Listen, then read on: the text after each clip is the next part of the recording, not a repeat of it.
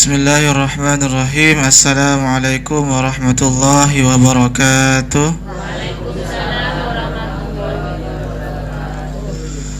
Bismillahirrahmanirrahim. Alhamdulillah wassalatu wassalamu ala Rasulillah wa ala alihi wa sahbihi wa man walah. Wala hawla wala quwwata illa billah. Qala rabbi shrah li sadri wa yassir li amri wahlul 'uqdatam min lisani yafqahu qawli, amma ba'd. Ibadallah, usi nafsi wa iyyakum bi taqwallahi faqad fazal muttaqun wa la tamutunna illa wa antum muslimun. Faqala ta'ala mudzakiran bidzalik, ya ayyuhalladzina amanu taqullaha wa qulu qawlan sadida yuslih lakum a'malakum wa yaghfir lakum dhunubakum wa may yuti'illaha wa rasulahu faqad faza fawzan 'azima.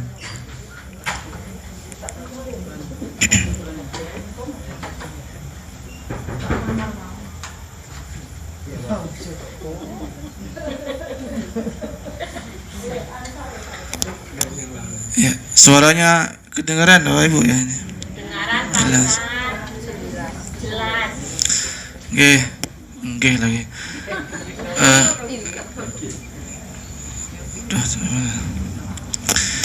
Kita lanjutkan Bapak Ibu rahimakumullah kajian kita, yaitu hadis Arba'in Nawawi, hadis yang ke-26.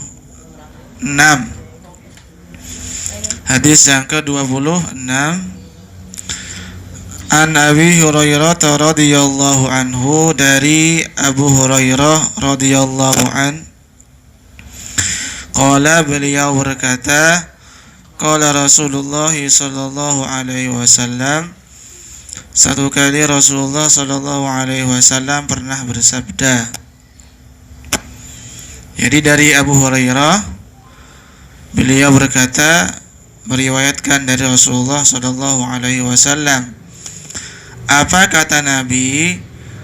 Kullu sulama minan nas alaihi sadaqah. Setiap persendian manusia diwajibkan untuk bersedekah. Kulla yawmin tatlu'u fihi syams. Setiap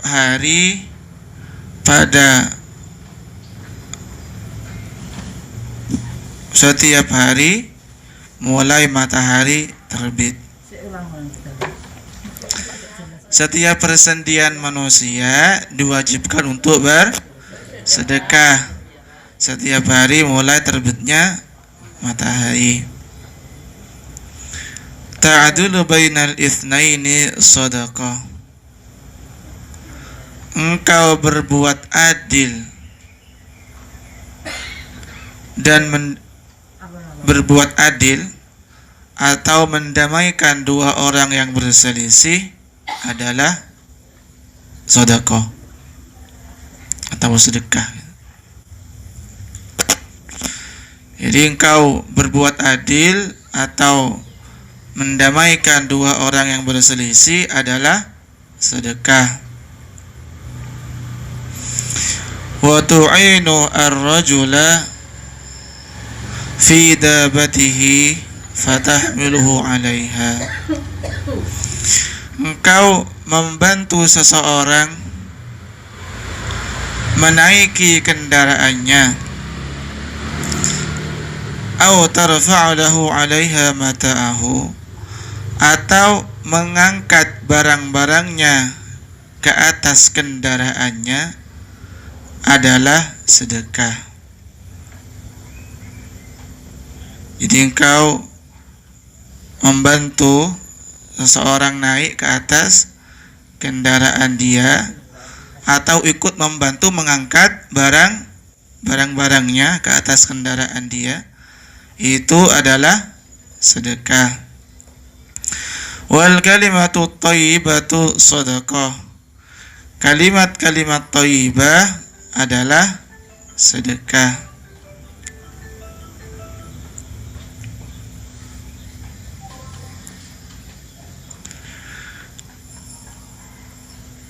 Lanjut, wa bi kulli khutuwatin tamshiha ila shalah sadaqah. Dan setiap langkah yang berjalan menuju salat adalah sedekah.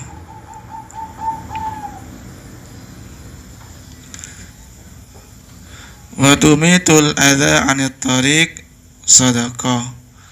Dan menyingkirkan suatu rintangan dari jalan adalah sedekah. Hadis riwayat Bukhari Muslim. Jadi itu Bapak Ibu rahimakumullah hadis yang ke-26. Hadis ini sebetulnya bisa dibilang lanjutan dari hadis yang 25 kemarin, juga berkaitan dengan sedekah, di mana sedekah tidak hanya dibatasi dengan mengeluarkan sejumlah uang atau harta.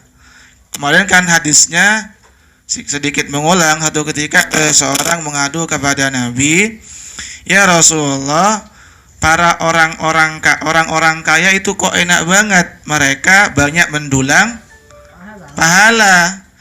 Mereka sholat sebagaimana kami sholat, mereka puasa sebagaimana kami puasa, dan mereka menyedekahkan hartanya mereka, sedangkan kami tidak," kata orang-orang miskin ketika itu ya, sahabat-sahabat Nabi yang tanda kutip miskin secara harta.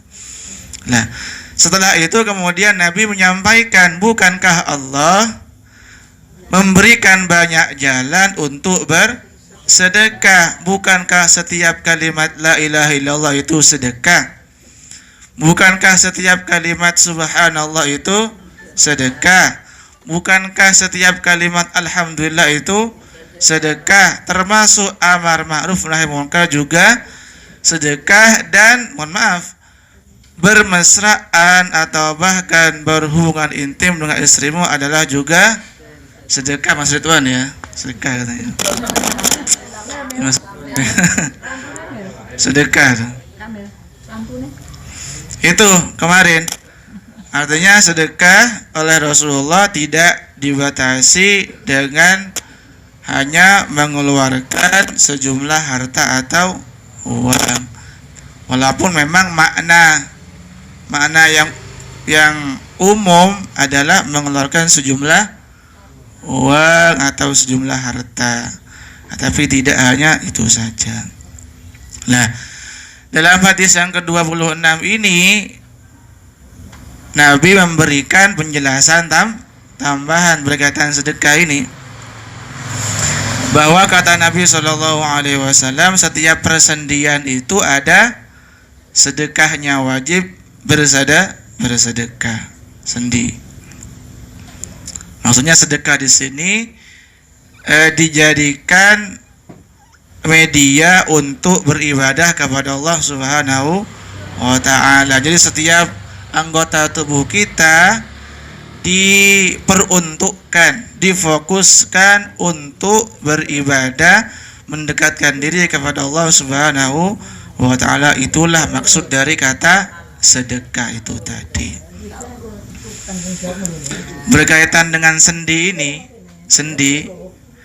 kata Nabi SAW, annahu khuliqa kullu insanin min sittina wa thalathi mi'ati mafsilin. Sesungguhnya setiap manusia, kata Nabi, diciptakan memiliki 360 persendian. Hitung sendiri, saya nggak tahu ya. Tapi ini kata Nabi SAW.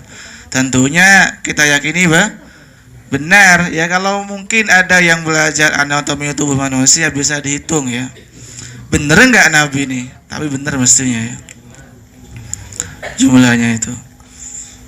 Kalau saya kan nggak tahu berapa jumlahnya, cuma merujuk kepada sabda Nabi SAW, jumlahnya segitu banyaknya.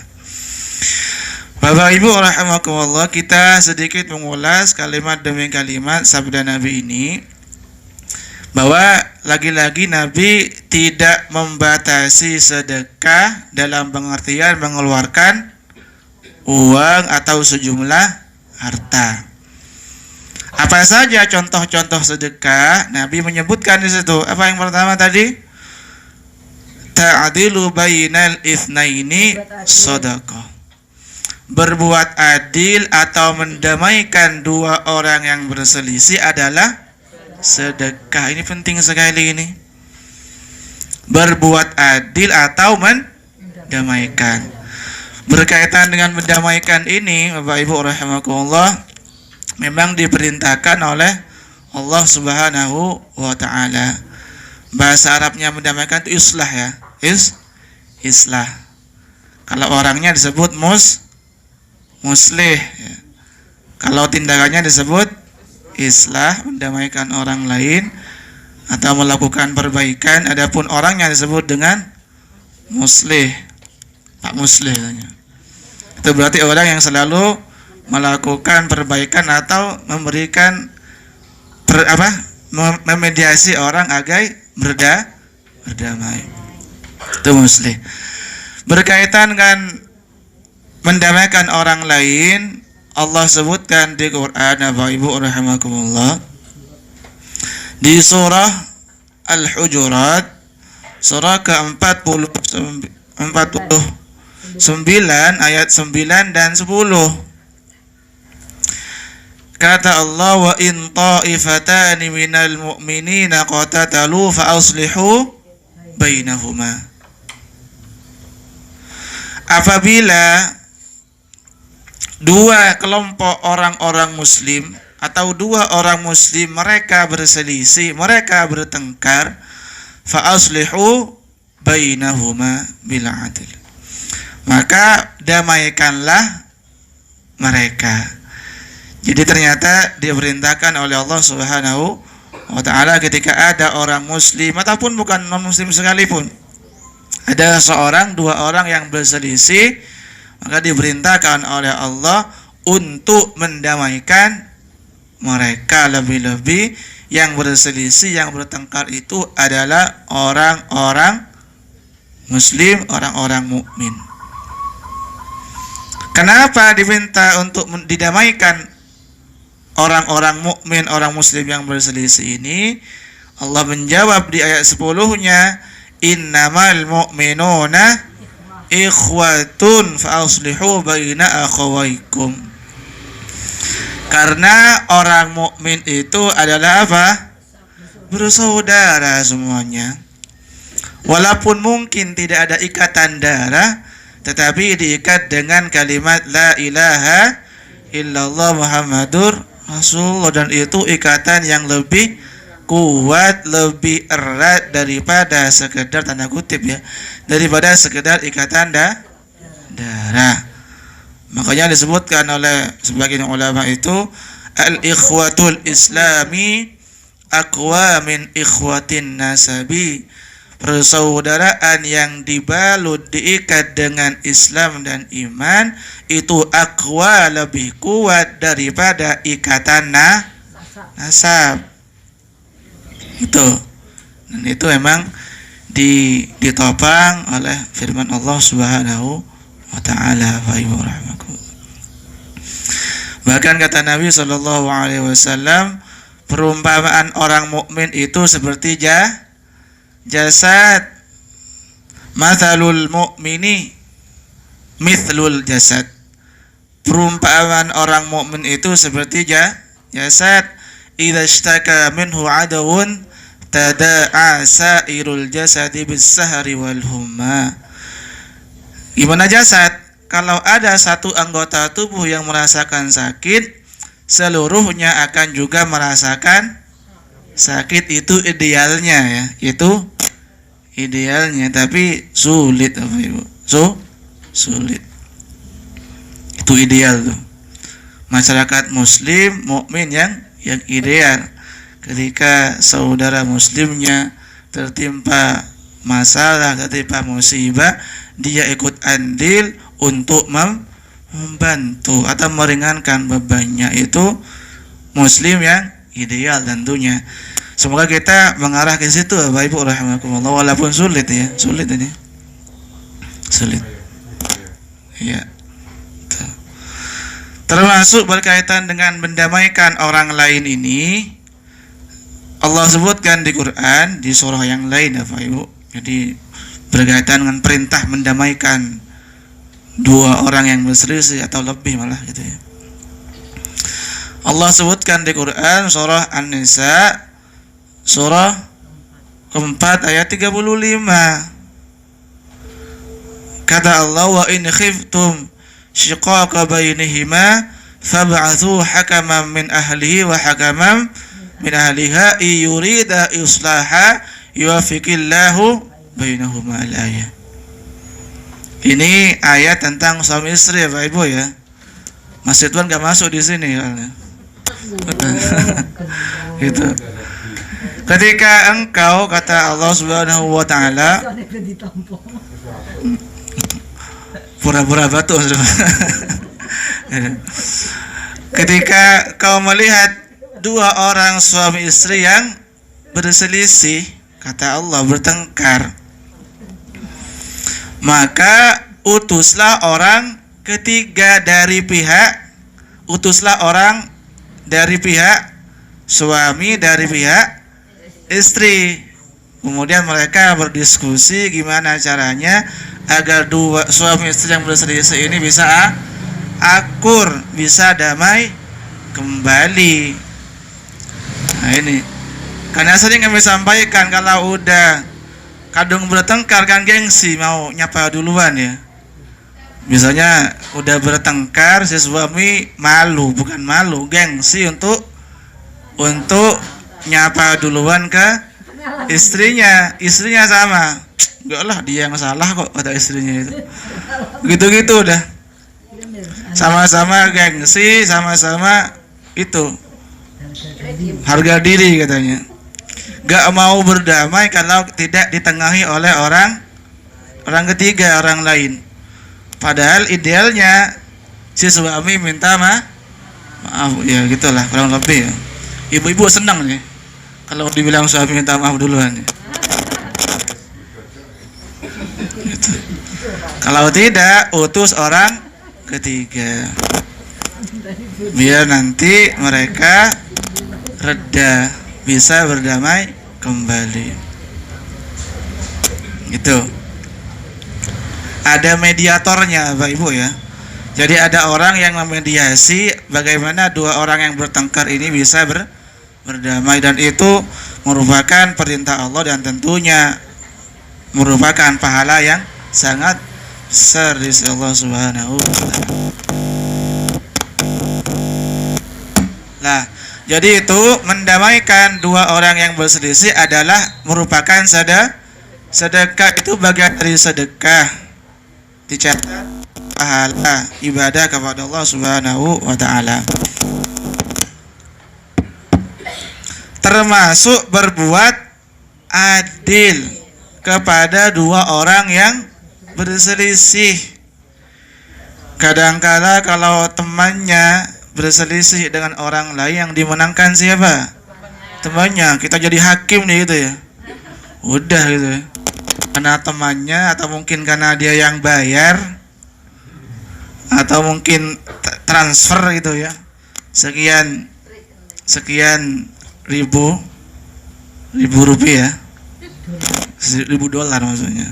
Kemudian dia bela, tentunya itu bukan kurang benar, tidak benar sama sekali gitu ya.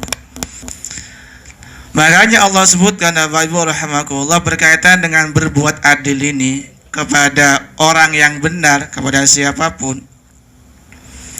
Allah sebutkan di Quran surah Al-Maidah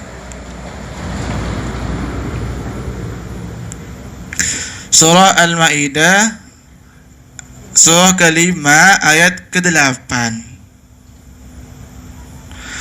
Kata Allah, ya ayyuhalladzina amanu kunu qawwamina bil qis. Bukan, bener gak sih? Soalnya ada dua ini, di An-Nisa juga ada. Ya ayyuhalladzina amanu kunu qawwamina lillahi syuhada'a bil qis. Ini yang Al-Maidah ya. Kalau yang di An-Nisa itu 120 130 berapa ya? 23 apa ya?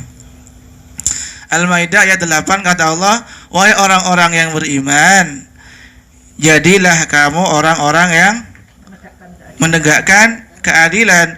Wala yajrimannakum syana'anu qaumin ala alla ta'dilu. Dan jangan sampai kebencianmu kepada suatu kaum, kepada seorang, menjadikanmu berlaku tidak adil kepada orang itu. Dahsyat sekali ini. Kalau kita yang sudah kadung benci kepada orang lain, udah apapun yang dia lakukan salah semua. Benar atau tidak? Benar semua itu. Bukan saya yang bilang, tapi Imam Syafi'i yang bilang. Kata beliau itu, wa ainur ridha an kulli aibin kalila. Wa ainur ridha, mata yang sudah dipenuhi rasa ridha, cinta kepada orang lain, maka lisannya akan terasa keluh untuk menjelek-jelekan dia. Benar atau tidak ya? Ketika masih baru lamaran gitu, masih udah calon istrinya itu gak ada celahnya sama sekali, suaranya indah, bahkan lenggok-lenggoknya indah katanya, kalau lihat gitu ya. Kalau nelpon gitu ya, udah gak makan kenyang gitu, kurang lebih seperti itu ya. Bukan saya nih ya, Pak Iqbal nih kayak ini gitu. Jadi orang ya kalau sudah dipenuhi rasa cinta, lisannya terasa keluh untuk mengutarakan kejelekan dia, semuanya terasa indah semuanya itu. Gak ada salahnya sama sekali. Padahal salah gitu ya. Gak salah, jadi gak salah. Kemudian Syafi'i melanjutkan, wa ainu sukhti tubdi masawiya. Tetapi ketika orang sudah dipenuhi rasa kebencian kepada orang lain, kebaikan apapun yang dia lakukan akan terasa jelek, keliru semua. Yang tampak adalah kejelekan itu, kata Imam Syafi'i. Jadi tidak adil gitu ya. Tidak adil jadinya, karena dia memutuskan atas dasar kebencian itu tadi. Jadi tidak berlaku adil. Dahsyat sekali ya Bapak Ibu rahimakumullah. Allah menyampaikan itu, janganlah sampai kebencianmu kepada seseorang menyebabkanmu tidak berlaku adil kepada orang itu. Jangan sampai. Tetap kebaikan dia lakukan kita katakan baik, walaupun mungkin kita tidak suka kepada orang itu. Ya namanya manusia ya, tetap ada ketidakcocokan, ketidaksukaan kepada orang lain. Tetapi walaupun dia mungkin tidak suka kepada orang lain itu, ada ketidakcocokan kepada orang lain itu, tetap dia katakan kalau benar, katakan benar. Itulah maksud firman Allah Subhanahu wa ta'ala Al-Maidah tadi ayat 8 itu. Jadi itu mungkin Bapak Ibu rahimakumullah salah satu bentuk atau contoh sedekah, mendamaikan orang lain atau berbuat adil kepada orang lain. Kemudian Bapak Ibu rahimakumullah, kita lanjutkan potongan hadisnya. Kata Nabi lanjutannya itu, dan kalian atau kamu membantu orang lain menaiki kendaraannya atau mengangkat barang-barangnya untuk dinaikkan ke kendaraannya, itu juga bagian dari sedekah. Dan ini mungkin terasa ringan Bapak Ibu ya, ringan sebetulnya, tapi dicatat sedekah pahala di sisi Allah Subhanahu wa ta'ala. Jadi punya kesempatan semua ini. Kan mengangkat mengangkat barang-barang orang lain kan ke mobilnya mungkin. Tidak ke kendaraannya atau ke motornya, tidak butuh tenaga banyak, tidak butuh harta malah ya, gak ada gitu. Tapi itu ternyata dinilai sedekah berpahala, ternyata ibadah. Kenapa? Oh iya, ya nggak apa, berpahala juga itu, insyaallah ya. Ini seperti ini nih, Pak Iqbal nih. Apa ini namanya ini? Menyiapkan ini seperti ini juga insyaallah dinilai sedekah. Termasuk yang menggelar tikar nih, sedekah. Bu Jira ini dapat, Bu Jira ini. Dapat juga. Termasuk yang merapikan kursi tadi itu, menata dan seterusnya. Itu dicatat sedekah berpahala insyaallah. Termasuk nanti yang merapikan lagi setelah selesai. Artinya banyak Bapak Ibu rahimakumullah, pintu-pintu kebaikan, pintu-pintu ibadah kepada Allah terbuka lebar, sangat lebar sekali. Yang penting kita memanfaatkan setiap celah-celah itu dimanfaatkan secara baik. Banyak kesempatan untuk beribadah. Sebagaimana kami yang sampaikan kemarin itu, jalan menuju kebaikan itu lebih banyak daripada jalan menuju Roma, katanya itu. Kan kata orang banyak jalan menuju Roma, tapi lebih banyak jalan menuju kebaikan dan surga itu. Banyak jalannya, lebih banyak malah. Kemudian lanjutkan Bapak Ibu rahimakumullah hadisnya, wal kalimatu thayyibatu sadaqah. Kalimat-kalimat thayyibah, kalimat-kalimat yang baik itu juga dinilai sedekah. Contohnya kemarin itu kalimat la ilaha illallah, atau subhanallah, atau alhamdulillah, atau Allahu akbar. Ada pernyataan menarik dari Rasulullah SAW, maksudnya sabda Nabi ya, yang cukup menarik. Kan Nabi menyampaikan, Bapak Ibu rahimakumullah, setiap persendian itu dalam hadis yang lain ini ya, itu diwajibkan untuk bersedekah. Dan setiap tahlil itu sedekah, setiap tasbih sedekah, setiap takbir sedekah, setiap apa lagi? Tahmid juga sedekah. Dan semua ini kata Nabi SAW yujzi, bisa cukup hanya dilakukan dengan rak'atani yarka'uha fi salati duha. Bisa tercukupi dengan 2 rakaat salat duha di pagi harinya itu. Iya benar ini. Ketika kita takbir mengucapkan Allahu Akbar wa takbir gitu ya. Setelah itu kita mengucapkan alhamdulillahi rabbil alamin, al-Fatihah. Udah ucapan kalimat tahmid alhamdulillah. Nah itu. Jadi 2 rakaat salat duha itu sudah mencukupi sedekah kita di pagi harinya. Kalimat-kalimat thayyibah itu. Termasuk kalimat thayyibah Bapak Ibu rahimakumullah, tentunya adalah amar ma'ruf nahi mungkar, sebagaimana kemarin disampaikan. Mengajak orang lain berbuat baik, ikut andil mencegah orang lain terhindar dari kemaksiatan dan dosa kemungkaran. Bahkan kata Allah Subhanahu wa taala berkaitan dengan mengajak orang lain ini merupakan perkataan yang sangat bagus sekali, kata Allah.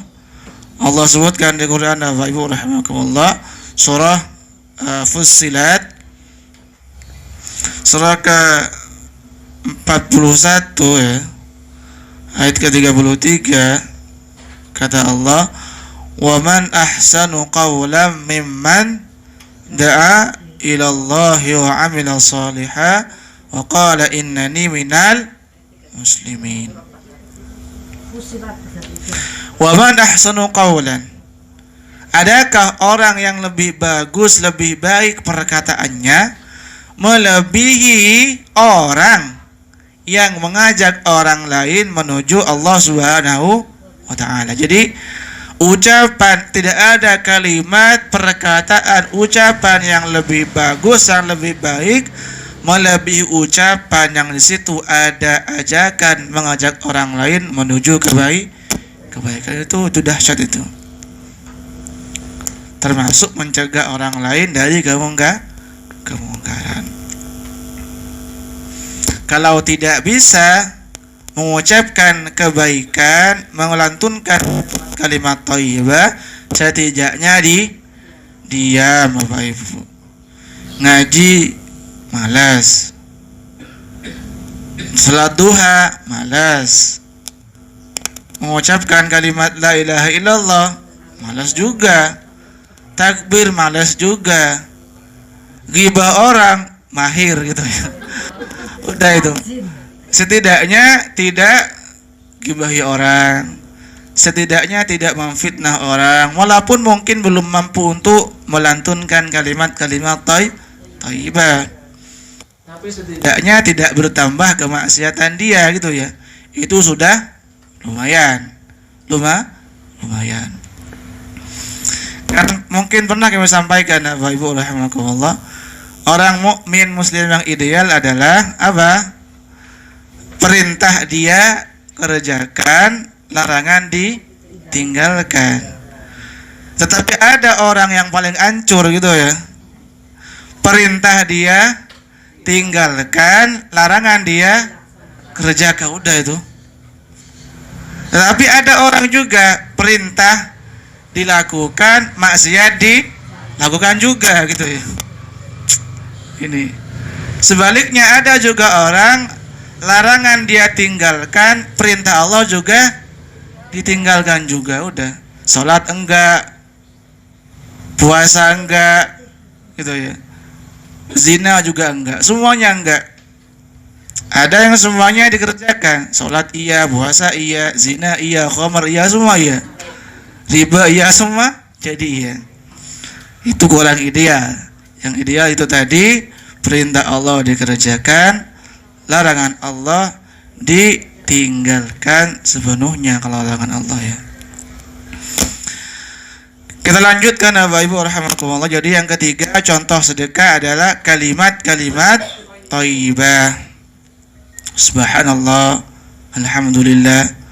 Bahkan kalimat subhanallah, alhamdulillah ini ringan di lisan tapi berat di timbangan. Kata Nabi SAW, kalimatani khafifatani fil lisan. Dua kalimat yang ringan, yang dicintai oleh Allah, ringan ketika diucapkan, tapi berat di timbangan.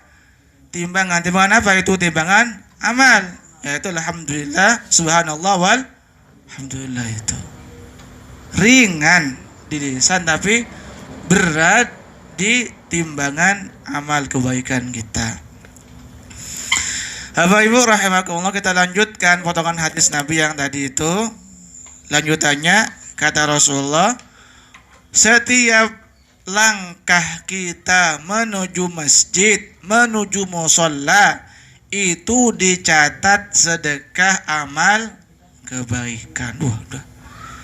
Kalau dihitung dari rumah ini ke musholla Sakinah berapa langkah kurang lebih ya? Bisa dihitung nanti. Satu langkah minimal 10 kebaikan dapat kira-kira lebih ya. Kalau dihitung capek juga ya menghitung kebaikan tuh ya. Ternyata sama tetap juga insya Allah dihitung kebaikan bensinnya ya. Bensinnya termasuk ngegasnya butuh tenaga tuh. Termasuk ya. Ngegas motor tuh. Jadi setiap langkah menuju masjid atau setiap roda menuju masjid itu dicatat sedekah pahala. Semakin jauh masjidnya, semakin besar pahalanya. Semakin berat dia menuju masjid, semakin besar pahalanya. Semakin sulit. Ada kisah di zaman Nabi ya, sahabat Nabi SAW. Ini dikisahkan oleh Ubay bin Ka'ab kalau tidak salah. Ada seorang sahabat Nabi itu jaraknya dari Masjid Nabawi jauh sekali. Tetapi orang sahabat ini tidak pernah telat sholat beraktif dia. Sholat berjamaah. Ditanya oleh sahabat Ubay bin Ka'ab ini, kenapa kok kamu tidak pindah saja rumah gitu? Buat rumah di sekitar Masjid Nabawi gitu. Dia kemudian menyampaikan, gak perlulah. Kan kata Rasulullah SAW, setiap langkah itu dicatat kebaikan. Dan saya ingin setiap langkah saya ke penghulu masjid, dan setiap langkah pulang saya ke rumah saya dicatat kebaikan, dicatat pahala. Nabi kemudian menyatakan, jama'allahu laka dzalika kullahu. Setiap langkah-langkahmu semuanya dicatat kebaikan oleh Allah Subhanahu wa ta'ala. Pak Iqbal jauh juga ya ke musola ini. Kalau saya pakai motor ya Iqbal. Tapi alhamdulillah nanti bisa menyampaikan ketika hari kiamat. Dibuat apa motormu Sofyan gitu? Dibuat ke Sakinah ya Allah, ngisi kajian dan imam masjid gitu ya. Ada alasan gitu ya. Pahala juga ternyata. Jadi ada alasan, nanti ada hal yang bisa kita sampaikan kepada Allah Subhanahu wa ta'ala, bahwa titipan berupa motor bisa dijadikan ajang berbuat baik ternyata. Benar atau tidak? Betul itu. Gitu. Bisa disampaikan seperti itu. Enggak ya Allah, motor saya ini dibuat amal-amal kebaikan gitu. Itu Masjid Tuhan juga ini gitu ya. Jadi banyaklah kesempatan berbuat baik.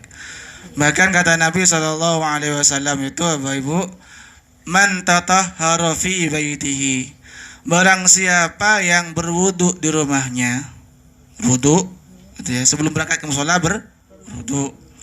Tsumma masya, kemudian dia berjalan ila baitin min buyutillah, ke rumah Allah, masjid atau mushola, liyaqdiya fardatan min faraidillah, untuk menunaikan fardu, salat fardu gitu ya. Jadi ada orang berwudu dulu di rumahnya, kemudian dia berjalan menuju masjid untuk menunaikan salat fardu.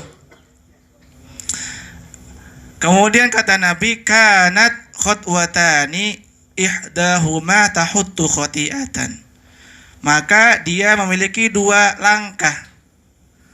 Langkah pertama akan menghapus dosa, wal ukhra tarfa'u darajatan, langkah yang kedua mengangkat derajat dia.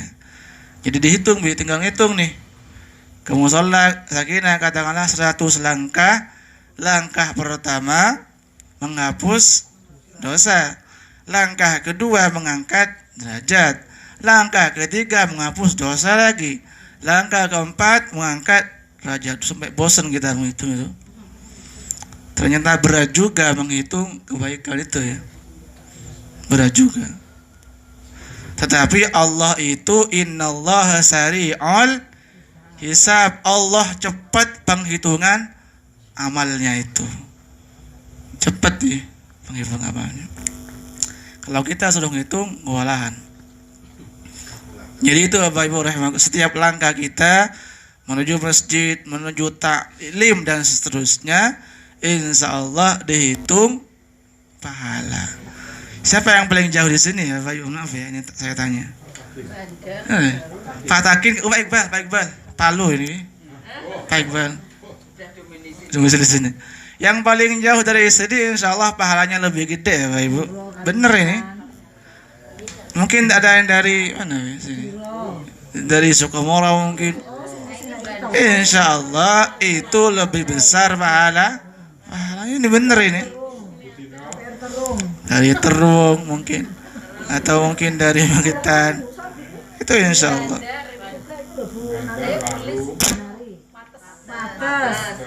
Nah ini berkilo-kilo mana. Setiap bensin yang terkeluar insya Allah ada pahalanya, ada sedekahnya. Amin.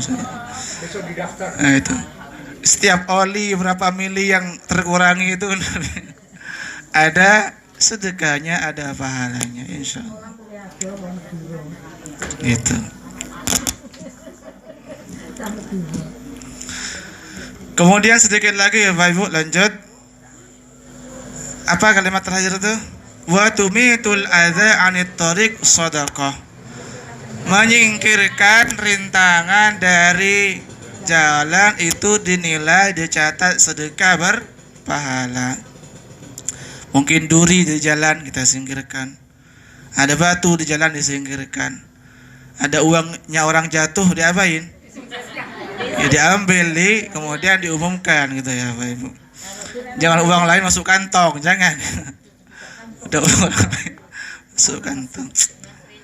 Aduh. Ada uang orang lain diambil tapi jangan dimakan, diumumkan. Bisa gitu ya. Atau mungkin ada pamflet buat apa pengumuman di jalan bahwa ada kehilangan gitu ya. Gitu.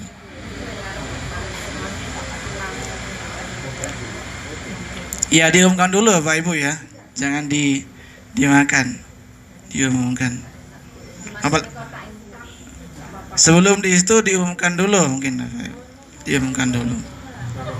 Entah berupa selebaran, berupa apa pamflet atau apalah kurang lebih sebut. Apalagi berapa lamanya tidak ada batasan sebetulnya. Sekiranya sudah tidak ketemu pemiliknya, barulah kemudian kita bisa gunakan uang itu atau apalah itu ya untuk kepentingan umum. Tapi jangan sampai dimakan sendiri ya Pak Ibu ya. Tetap bagaimanapun itu bukan hak kita, itu adalah hak orang lain. Jangan sampai perut kita terisi dengan barang halal atau syubhat. Itu syubhat ya Pak Ibu ya, masuk syubhat kan gak enak gitu ya, syubhat. Maka kata Nabi, orang yang terjerumus ke dalam syubhat sebentar lagi akan terjerumus kepada yang keharam. Dia enteng terhadap perkara syubhat, sebentar lagi terjatuh kepada perkara haram. Enteng, enggak lah, enggak apa ini kok. Terus bilang seperti itu. Bentar lagi korupsi enggak apa juga gitu ya. Karena enteng terus gitu. Jadi itu Bapak Ibu rahimakumullah, menyingkirkan rintangan, duri, kerikil, batu dari jalan itu dicatat sedekah berpahala di Allah Subhanahu wa taala. Bahkan kalau dalam hadis yang lain itu menyingkirkan debu dari masjid itu dicatat pahala, ternyata sedekah. Banyaklah sebetulnya celah-celah potensi untuk berbuat amal-amal kebaikan. Kata Nabi sallallahu alaihi wasallam, "Uridat alayya ujuru ummati hatta al-qadat yukhrijaha ar-rajulu minal masjid." Diperlihatkan kepadaku pahala-pahala umatku, kata Nabi, sampai pahala debu atau kotoran kecil yang dikeluarkan oleh seorang dari masjid. Entah mungkin secari kertas atau apa biasanya kalau di masjid ya, atau mungkin tisu kita buang ke tempat sampah, atau mungkin upil, anak-anak mungkin ngupil taruh di masjid gitu ya. Kita sapu, kita singkirkan ke contoh aja, kita taruh ke tempat sampah, itu dicatat pahala ternyata oleh Allah Subhanahu wa taala. Ya itu seperti yang tadi, iya memahjan itu, iya betul. Mungkin itu Bapak bisa disampaikan hadis yang ke-26 ini. Intinya hadis ini Nabi memotivasi kita untuk menjadi pribadi muslim yang sholih secara personal dan sholih secara sosial. Benar atau tidak? Benar. Apa bukti sholih secara sosial itu? Dia mendamaikan orang lain. Dia menyingkirkan batu dari jalan, itu soleh secara sosial itu. Kalau soleh secara personal, dia apa? Mengucapkan kalimat-kalimat thayyibah, la ilaha illallah atau subhanallah, itu soleh secara vertikal, secara personal. Tapi tentunya muslim tidak hanya di situ. Muslim itu adalah dia orang yang juga melakukan perbaikan-perbaikan, berinteraksi sosial secara baik dengan orang lain. Jadi itu mungkin Bapak Ibu rahimakumullah bisa disampaikan, semoga bermanfaat dan dicatat amal ibadah berpahala di sisi Allah Subhanahu wa taala. Kita tutup perjumpaan kita ini dengan salam. Assalamualaikum warahmatullahi wabarakatuh.